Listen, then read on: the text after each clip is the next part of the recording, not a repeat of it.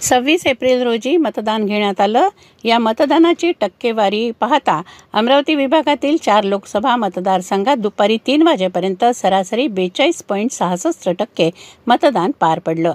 लोकसभा मतदारसंघनिहाय मतदान पाहता 5 बुलढाणा 41.66%, 6 अकोला 42.69%, 7 अमरावती 43.76% तर 14 यवतमाळ वाशिम 42.55% इतकं मतदान झालं आहे.